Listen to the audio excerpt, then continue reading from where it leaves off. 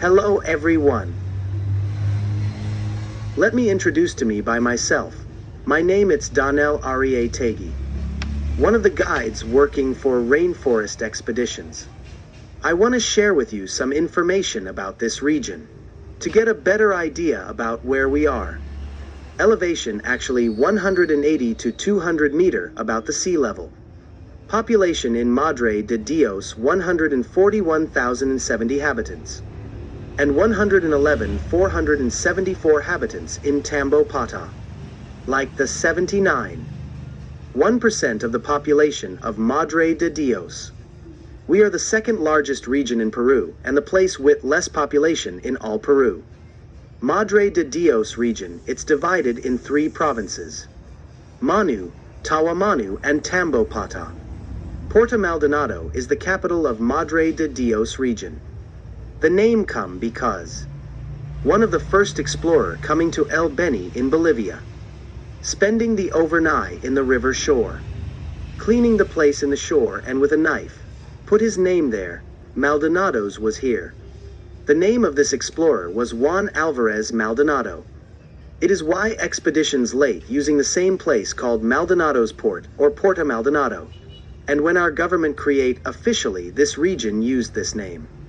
The name Madre de Dios, it's because according to the local legends say that a fisherman saw the Virgin Mary floating dawn along the river and say, "It's the Mother of God, O Madre de Dios," en Español. Puerto Maldonado City, it's located between the confluence of Madre de Dios River and Tambopata River.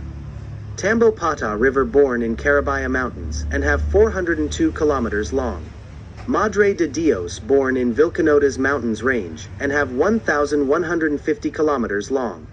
The Amazon Basin is the part of South America, drained by the Amazon River and its tributaries. The Amazon Drainage Basin covers an area of about 7 million square kilometers, about 35% of the South American continent.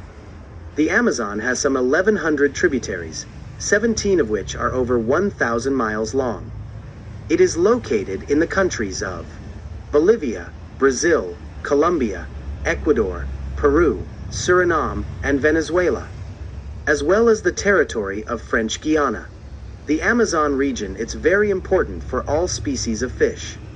There are over 33,000 fish species in the world and are divided in tree groups. 40% in different oceans. 40% in the Amazon basin, 20% in different rivers, creeks, lakes without connection to the oceans or the Amazon basin. In the Amazon basin, we can find more than 3,000 species of fish. Tambopata, it's classified by biologists as a biodiversity hotspot, because we are next to the mountains. About the biodiversity, about birds, we have more than 650 bird species, macaws, parrots and toucans, 200 mammal species, more than 1,200 species of butterfly, and astonishing 10,000 species of vascular plants. About the economic activities. Agriculture, it's in low scale, but now it's growing after finish the transoceanic highway, it good for the agriculture. Because we can export money products to other regions, like papayas, pineapples, cocoa beans, and 16 species of bananas that farmers are growing here. The highway, it's good because just in 8 hours we can get Cusco or Juliaca in 16 hours, and Arequipa in 26 hours. I mean that we can send products to all those regions. Comparing with just 12 years ago that we spend 4 to 7 days on the way just to get Cusco 500 kilometers from here. For the bad conditions of the road. Cattle ranch in this region, it's just for meat. Mostly few people produce milk or cheese, and it's really good because cattle ranch. It's a problem in others regions. Imagine just one cow need 45 kilos of grass per day to be healthy. Brazil have this problem actually. Brazil nuts harvesting. Every year between January and February, people move to the forest to call it the famous Brazil nuts. That just grow in the Amazon, in Peru, Brazil and Bolivia, and in Peru just Madre de Dios. Are called Brazil nuts because Brazil export a lot, over the world. But now we are joining with Bolivia to make a project and to call in the future Amazonian nuts. And no more Brazil nuts. because in Peru and Bolivia also we produce. All productions of Brazil nuts, or castanas how we call here, are wild, and nobody has a farm or a place to grow those trees. Brazil try to grow but cannot produce anything. Because everything in the Amazon it's connected. Brazil nuts tree need be always in a primary forest, because need a special pollinizer, a bumblebee. And the bumblebee need a special orchid, and the orchid need a primary the forest.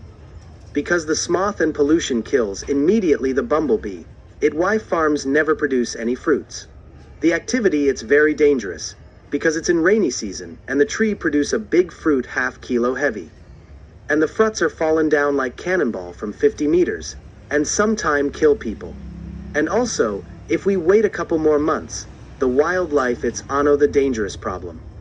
People go to pick it up with a naked hand, and scorpions, ants bite, or snakes jump and bite the face or the neck of the workers. It's why now people use a stick called tacarpo. The fruits have a hard shell, just macaws and monkeys can open if are fresh. If the fruit it's dry, just humans with a machete can open, and also there are accidents opening the fresh fruit. The fruit have a slippery skin and people lose couple fingers while working. The Brazil nuts fruit look like orange inside, divided in segments, and depending how big it's the fruit we can find between 12 to 27 nuts inside. People carry the nuts on the back, in a big bag 70 kilos heavy, couple hours walking in the forest to catch the boat to go to the city. Arriving in the city, sell the nuts to the companies. Those companies wash and dry the nuts, and need local ladies to peel the shell. With really a very basic crackers machine. And destroying the fingers, the shell it's sharp. And how it is a local business, nobody build a new technology to peel the nuts shell. Local people working in this dangerous work are getting a very poor salary per day. Now it's 45 sols. No per hour, it's per day. And local ladies get the pay per kilo. I mean if the nuts are complete it's 3.50 sols. If it's are broken, are called second quality and the price it's 3 sols per kilo. Only the owners of the exporting Brazil nuts companies, they make good money in this business. Exporting nuts over the world. Another very important economical activities it's gold mining.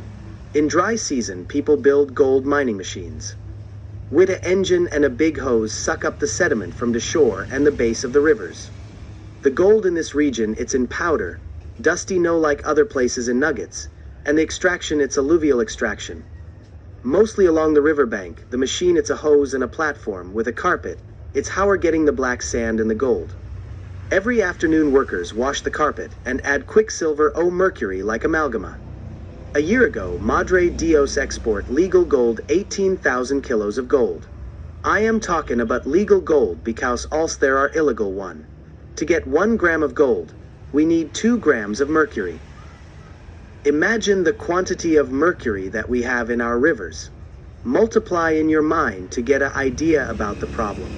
But not everything it's bad in tambopata. Ecotourism it's a new economic activities in the region and it's good more that 60%.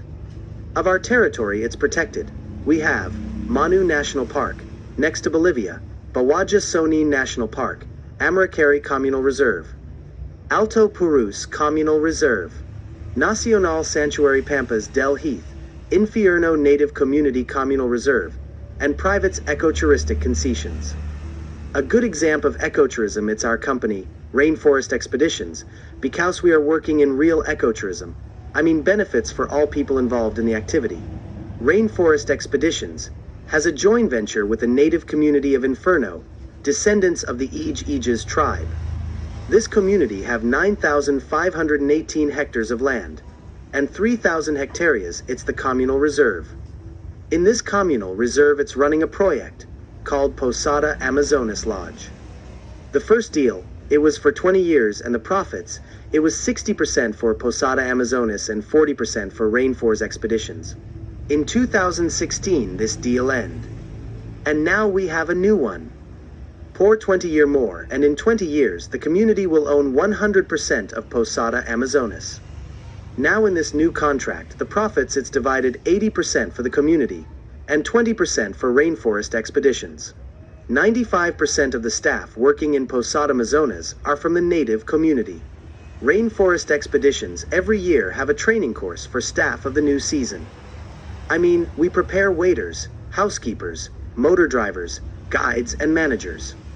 The winners in this course get the chance to work for the last 2 years in this project. Maybe you ask, why just 2 years? Because in the community there are 500 people, divides in 87 families, and we need give a opportunity all people to support the family, and we rotate the staff. The best workers also can work in Refugio Amazonas and Tambopata Res each center. Every year the community receive the profits from this joint venture and divide the money furs in very important art projects, like educations. Now young people can study different careers in Porto Maldonado, ending the career come back to the community like teacher or account and work in the community. And every month with the salary pay this loan. Now the community has more benefits than other communities. For example, we have secondary school. It is unusual for a community in the jungle to have a secondary school. Years ago, young people to continuum studying need go to the city, mandatory. Also we have potable water, a computer center with just 6 computer, but we have 1. The rest of the money it's divided between this 87 families in the community. Also Rainforest expeditions create an office, called the Project Office.